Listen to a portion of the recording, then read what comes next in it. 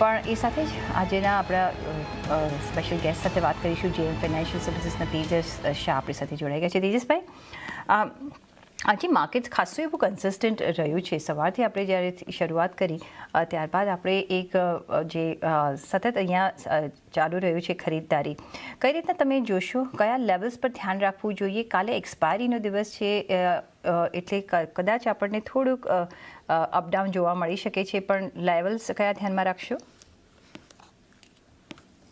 Good afternoon તમને ને તમામ દર્શકોને. નિફ્ટીની આપણે વાત કરીએ તો નિફ્ટીમાં ગઈકાલે જે એક સ્ટ્રોંગ રેઝિસ્ટન્સ ઝોન હતો 22,750 થી લઈને 22,800ની આજુબાજુ એની ઉપર બંધ આપ્યો અને આજે બી મોમેન્ટમ ઘણું સ્ટ્રોંગ છે. પણ આજે ઇવનિંગમાં એફઓએમસીની મીટ છે અને એમાં વ્યાજ દર માટે ડિસિઝન આવવાનું છે. સાયકોલોજીકલ વાઇઝ તમે જોશો તો 23,050ની આજુબાજુ બહુ સ્ટ્રોંગ રેઝિસ્ટન્સ ઝોન છે. 50-day એક્સપોનેન્શિયલ મૂવિંગ એવરેજનું બી રેઝિસ્ટન્સ છે. તો મારા હિસાબથી જે હિસાબથી છેલ્લા 2-3 દિવસમાં આપણે રેલી જોઈ છે માર્કેટમાં ઓલમોસ્ટ 600 થી 700 પોઈન્ટની આજુબાજુ, તો મારા હિસાબથી ઉપરી સ્તરોથી લાગે છે 23,050ની આજુબાજુથી થોડું પ્રોફિટ બુકિંગ આવી શકે છે માર્કેટમાં. ઓકે, તો ઓફકોર્સ અહીંયા એક પ્રોફિટ બુકિંગના પણ આપણે તૈયારી રાખવી જોઈએ. પણ નિફ્ટી બેંક તરફ કઈ રીતના નજર રહેશે? નિફ્ટી બેંકની વાત કરીએ તો નિફ્ટી બેંક બી એના એક ઇમ્પોર્ટન્ટ રેઝિસ્ટન્સની આજુબાજુ ટ્રેડ કરી રહ્યું છે. 49,900 થી લઈને 50,000ની વચ્ચે બહુ સ્ટ્રોંગ રેઝિસ્ટન્સ ઝોન છે. 200 દિવસની મૂવિંગ એવરેજનું રેઝિસ્ટન્સ છે. છેલ્લા ઘણા ટાઈમથી બેંક નિફ્ટી એક બ્રોડર રેન્જમાં ટ્રેડ કરી રહ્યું છે. 48,000નો મેજર સપોર્ટ હતો અને ઉપરમાં જે 50,000નું એક મેજર રેઝિસ્ટન્સ છે. તો આપણે પાછા ઈ જ લેવલની આજુબાજુ આવી ગયા છે. તો મારા હિસાબથી 50,100ની આજુબાજુથી એક પ્રોફિટ બુકિંગ આવવાની શક્યતા છે in second half today. Okay, તો એક અહીંયા નજર આપણે રાખીશું નિફ્ટી બેંક પર પણ. એટલે એક થોડુંક પ્રોફિટ બુકિંગની અહીંયા આપણે એક સંભાવના અહીંયા જોઈ રહ્યા છે. પણ આગળ વધીએ અને ઘણા બધા સ્ટોક્સ આજે એક ટ્રેન્ડ કરી રહ્યા છે. પણ એ આપણે વાત કરીશું, પણ એક સવાલ લઈ લઉં પહેલાં. સુરેન્દ્રસિંહ ચાવડાનો સવાલ આવ્યો છે અને એ સવાલ આવ્યો છે આપણને કુવૈતથી. મિશ્ર ધાતુ એમને બાય કરવા છે 2 વર્ષ માટે, અત્યારના એન્ટ્રી લઈ શકે? જો અગર એમનો 2 વર્ષનો અગર ટાઈમ હોરાઇઝન હોય તો મારા હિસાબથી એક કરેક્શનની રાહ જોઈએ. 250-55ની આજુબાજુ સ્ટોકમાં સારો એવો સપોર્ટ છે. તો ઈ લેવલ આવે તો ડેફિનેટલી બાય કરી શકાય. અને જો એમનો લોંગ ટર્મનો વ્યૂ હોય તો 220નો એક સ્ટોપ લોસ રાખવાનો રહેશે. અને from 2 years perspective target should be around 340 to 350. તો 250-55ની આજુબાજુ એક આઈડિયલ લેવલ લેશે બાઇંગ કરવા માટે. 220ના સ્ટોપ લોસ છે અને from 1 to 2 years perspective target will be around 340 to 350. Target તમને મળી રહ્યો છે 340 થી 350નો. 220 રૂપિયાના તમારે સ્ટોપ લોસ રાખવો પડશે, પણ હમણાં ખરીદી નથી કરવાની. 250 થી 255ના લેવલ્સ જ્યારે આવે છે ત્યારે તમે અહીંયા ખરીદી કરજો. જો કે આજે અહીંયા નિયરલી 7.5%ની ઉપરની આપણે તેજી જોઈ રહ્યા છે. નેક્સ્ટ સવાલ પર જઈશું અને નેક્સ્ટ જે સવાલ આવી રહ્યો છે પવન પટેલનો. શોર્ટ ટર્મ માટે લેમન ટ્રી તમને કેવો લાગે? અહીંયા જો એન્ટ્રી કરવી હોય લેમન ટ્રી અને હિન્દુસ્તાન કોપર બંનેમાં એન્ટ્રી કરી શકાય? લેમન ટ્રીમાં આજે થોડી સ્ટ્રેન્થ બતાવી છે. ગઈકાલે સ્ટોકે 200 દિવસ અને 50 દિવસની મૂવિંગ એવરેજની ઉપર બંધ આપ્યો હતો અને આજના સેશનમાં બી લેવલની ઉપર ટ્રેડ કરી રહ્યા છે. તો ડેફિનેટલી લેમન ટ્રીમાં શોર્ટ ટર્મ ટ્રેડિંગ માટે એન્ટ્રી કરી શકાય. સ્ટોપ લોસ રાખવાનો રહેશે 128.50 અને કરંટ ભાવે કાં તો ડિપમાં ખરીદી કરી શકાય છે. ઉપરમાં જે ટાર્ગેટ બેસી રહ્યા છે એ કરીબન બેસી રહ્યા છે 146 અને એ સરપાસ થાય તો 154 સુધીના બી લેવલ આ સ્ટોકમાં આપણે જોઈ શકશું. ઓકે, તો 146 ફર્સ્ટ ટાર્ગેટ અને 154ના બીજા ટાર્ગેટ આપણે જોઈ શકીએ છીએ. 128.50 સ્ટોપ લોસ રાખીને લેમન ટ્રી હોટેલ્સ યસ તમે ખરીદી શકો છો. હિન્દુસ્તાન ઝિંકમાં એન્ટ્રી લેવાય? હિન્દુસ્તાન ઝિંકની વાત કરીએ તો આ સ્ટોકમાં આજે ઉપલા સ્તરેથી પ્રોફિટ બુકિંગ આવ્યું છે. તો મારા હિસાબથી આ સ્ટોક અવોઇડ કરવો જોઈએ. જે આ સ્ટોકનું રેઝિસ્ટન્સ છે કરીબન 475-480ની આજુબાજુ એક સ્ટ્રોંગ રેઝિસ્ટન્સ છે. તો જ્યાં સુધી આ લેવલ કુદાવતો નથી મારા હિસાબથી હમણાં ફોર ટાઈમ બિંગ અવોઇડ કરવું જોઈએ. અવોઇડ કરીશું, પણ એમનો સવાલ હિન્દુસ્તાન કોપર પર હતો. અહીંયા એન્ટ્રી લઈ શકાય? તો હિન્દુસ્તાન કોપરે મારા હિસાબથી તો સારો એવો બેઝ બનાવી નાખ્યો છે, કરીબન 195 થી 200 ની વચ્ચે. તો અહીંયાથી જો માઇનર ડિપ આવે અને 212 215 ની આજુબાજુ આ સ્ટોક આવે તો આ લેવલમાં બાઇંગ કરી શકાય with stop loss below 195. Okay, તો 212 215ના લેવલથી તમે ખરીદી કરજો ને ત્યારે 195 રૂપિયાનો તમે સ્ટોપ લોસ રાખી શકો છો હિન્દુસ્તાન કોપર લિમિટેડમાં. ઓન દેટ નોટ અહીંયા એક બ્રેકનો પણ સમય થઈ ગયો છે, તો એક બ્રેક લઈને પાછું ફરીશું. જોડાયેલા રહેજો.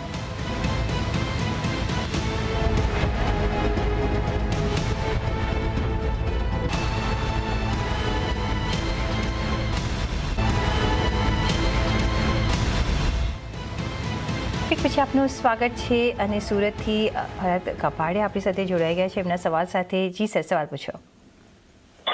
હેલો, હા જી, મારો સવાલ સવાલ એ છે મારો સવાલ એ છે કે લગભગ 8 મહિના પહેલા મેં JSW સ્ટીલ 1017 ના ભાવમાં 100 શેર ખરીદેલા. હમણાં 1030 જેવો ભાવ થયો, 900 સુધી જઈ આવ્યો પણ સુધરીને પાછો 1030 જેવો થયો છે. તો હું શું કરું? હોલ્ડ કરું કે એવા કોઈ સારા ન્યૂઝ હોય તો એને હમણાં વેચું નહીં કે વેચી કાઢું? JSW સ્ટીલ 1017ની ખરીદી અત્યારના 14 રૂપિયાનો એમને નફો થઈ રહ્યો છે. 101 કાઉન્ટર્સ છે. ચાર્જ કેવા લાગે? અહીંયા ઊભા રહી શકાય?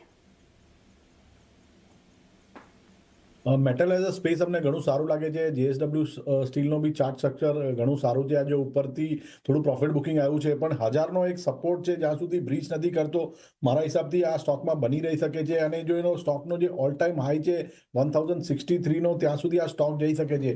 એક મેજર બ્રેકઆઉટ જે છે એ 1063ની ઉપર જ આવશે. જ્યાં સુધી 1063ની ઉપર નીચે છે સ્ટોક, મારા હિસાબથી આ રેન્જમાં રહેશે. નીચેમાં સપોર્ટ 1000નો અને ઉપરમાં રેઝિસ્ટન્સ 1060-65નું રહેશે.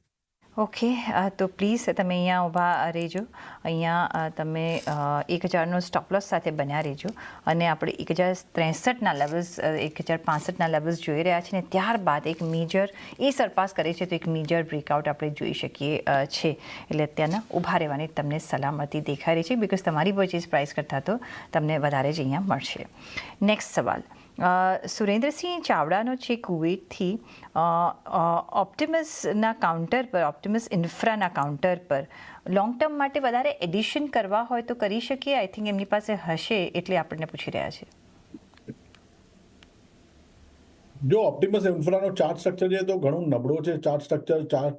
સ્ટોક લોઅર ટોપ લોઅર બોટમનું ફોર્મેશન બનાવી રહ્યું છે. આનો જે લોંગ ટર્મ સપોર્ટ બેસી રહ્યો છે એ કરીબન બેસી રહ્યો છે 350 થી 355ની વચ્ચે. તો એ એક આઈડલ લેવલ રહેશે એવરેજ કરવા માટે. કરંટ લેવલ પર બાઇંગ કરવાની સલાહ છે નહીં. સ્ટોક થોડો ઓવરસોલ્ડ છે તો એક રિલીફ રેલી આવી શકે છે. બટ લોંગ ટર્મ માટે જો એમને બાય કરવું હોય તો 350-355ની આજુબાજુ એડ કહી શકે છે. ઓકે, તો હમણાં નહીં. ઓપ્ટિમસ ઇન્ફ્રેકોમમાં તમારે હમણાં એન્ટ્રી નથી કરવાની. જો તમે લાંબા સમય માટે એન્ટ્રી કરવા માંગતા હો તો 300થી 350ની વચ્ચે, 350ની આસપાસ તમે ખરીદી કરજો, હમણાં નહીં. નેક્સ્ટ સવાલ માટે જે સવાલ આવી રહ્યો છે એના પર નજર કરીએ.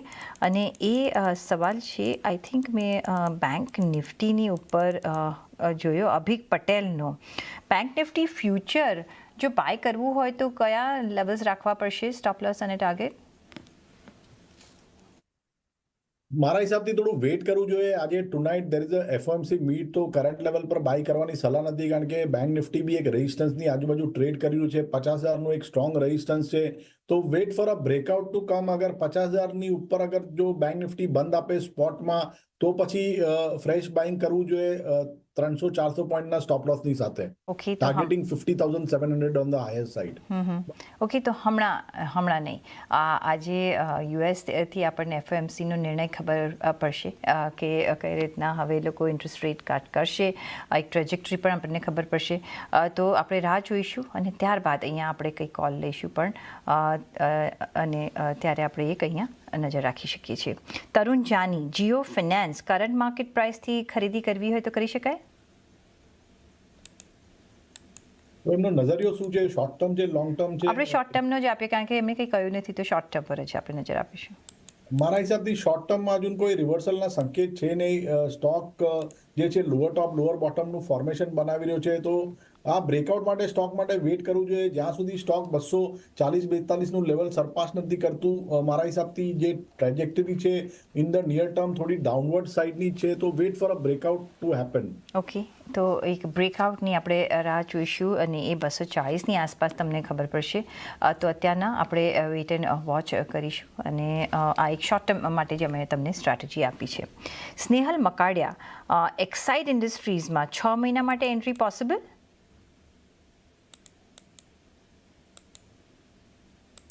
તો એક્સાઇડ ઇન્ડસ્ટ્રીની વાત કરીએ તો આ સ્ટોકે હમણાં સારો એવો બેઝ બનાવ્યો છે 335 અને 340ની આજુબાજુ. તો અગર એમને 6 મહિનાના હિસાબે લેવું હોય તો ડેફિનેટલી કરંટ ભાવે લઈ શકે છે. સ્ટોપ લોસ રાખવાનો રહેશે 330નો અને આમાં ટાર્ગેટ્સ બેસી રહ્યા છે ઉપરમાં 390થી લઈને 400 સુધીના. 390થી 400ના ટાર્ગેટ માટે 330ના સ્ટોપ લોસ માટે યસ, તમે એક્સાઇડ ઇન્ડસ્ટ્રીઝમાં અત્યારના એક એન્ટ્રી લઈ શકો છો. ઓન દેટ નોટ, અહીંયા એક બ્રેકનો પણ સમય થઈ ગયો છે, તો એક ક્વિક બ્રેક લઈને પાછા ફરીશું. જોડાયેલા રહેજો અમારી સાથે.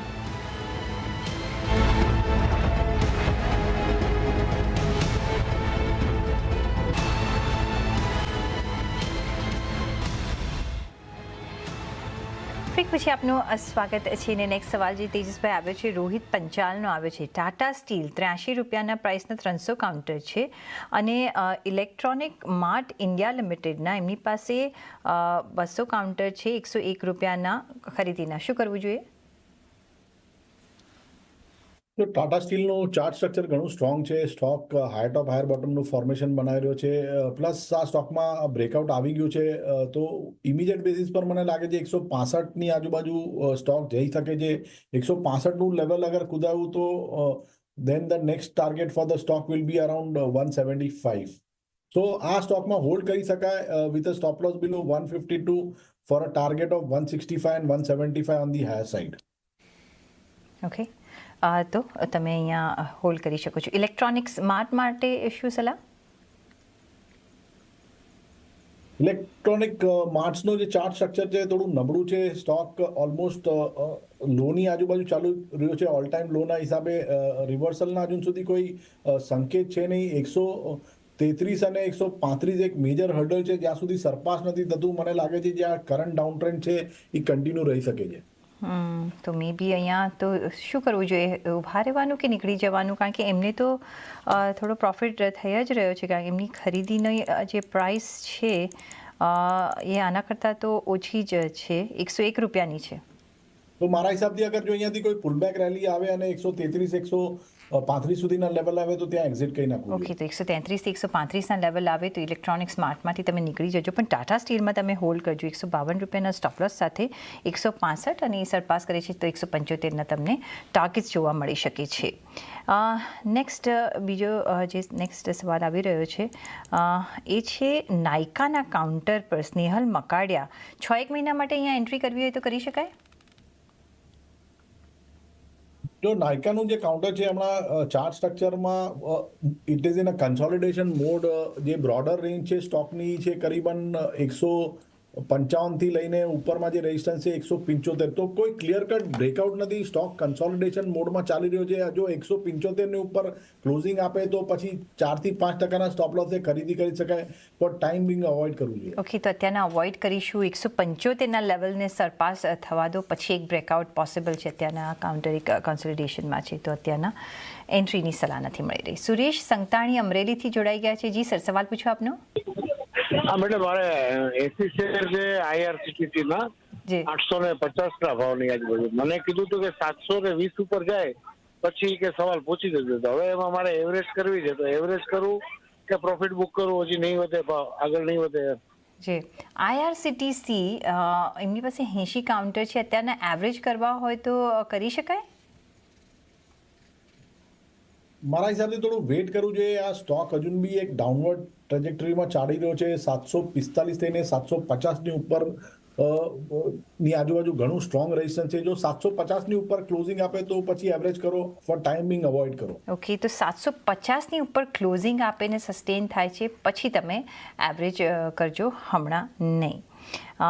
નેક્સ્ટ સવાલ પર આપણે જઈશું અને નેક્સ્ટ આજે જો જોઈએ તો આજે ઘણા બધા કાઉન્ટર્સમાં આપણે એક એક્શન જોઈ રહ્યા છે અને એમાં જે પહેલું નજર જાય છે ઓફકોર્સ એસ્કોસ કુબોટા ગમે તમને અત્યારના એન્ટ્રી લેવાય અહીંયા?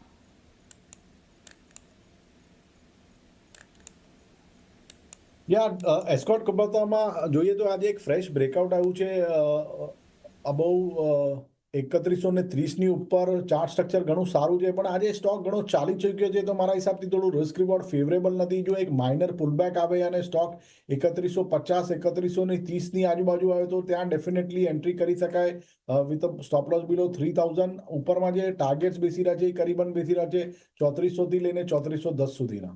ઓકે, તો 3400 ને 3410ના ટાર્ગેટ માટે કન્ડિશનલ બાઇંગની તમને સલાહ મળતી દેખાઈ રહી છે એસ્કોટ કુબોટામાં. સુઝલોન એનર્જી તમને અટ્રેક્ટ કરે, ખરીદી કરાય? સુઝલોન એનર્જી બી હમણાં એક બેઝ ફોર્મેશન બનાવી રહ્યો છે, પણ સ્ટોક છે જે એની રેઝિસ્ટન્સની કરીબન ટ્રેડ કરી રહ્યો છે 59 થી લઈને 61ની વચ્ચે. ખૂબ જ સ્ટ્રોંગ રેઝિસ્ટન્સ ઝોન છે, જ્યાં સુધી સરપાસ નથી કરતું મને લાગે છે ફોર ટાઈમ બિંગ વેટ કરવું જોઈએ. તો હમણાં ઓફકોર્સ અહીંયા કામકાજ નહીં કરવું જોઈએ. ઓન દેટ નોટ અહીંયા રજા લેવાનો પણ સમય થઈ ગયો છે, તો આપના કોઈ ડિસ્ક્લોઝર્સ તેજસભાઈ? હા, તો જે બી સ્ટોક્સ અને સ્ટ્રેટેજી આપણે ડિસ્કસ કરી છે એમાં મારી વ્યક્તિગત પોઝિશન હોઈ શકે અને અમે અમારા ક્લાયન્ટોને બી સ્ટોક્સ રિકમેન્ડ કર્યા હોઈ શકે. શોમાં આમંત્રિત કરવા માટે આભાર તમારો. જી તેજસભાઈ, આપનો પણ ઘણો આભાર અમારી સાથે જોડાવા બદલ, અને એ સાથે જ મને પણ આપશો રજા. પછી જોડાયેલા રહેજો CNBC ગુજરાત સાથે. લઈને આવીશું વાયદાથી ફાયદો. નમસ્કાર.